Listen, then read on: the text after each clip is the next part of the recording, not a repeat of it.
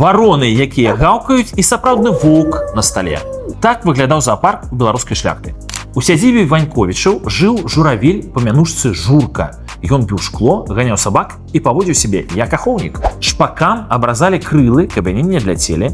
Яны беглі па агародзе і лавілі матылькоў. Быў нават крумкач, які брахаў. Сябраваў з сабакамі і навучыўся гаўкаць.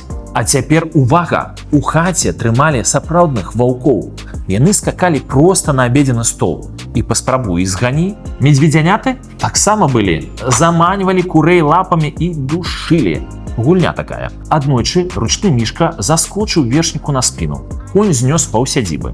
Гучыць як трэш, а натхніла гэта Владзіміра Краткевіча. Так, таго самага. Яго каласы пад сярпом тваім часткова па дзённіках Ваньковіча.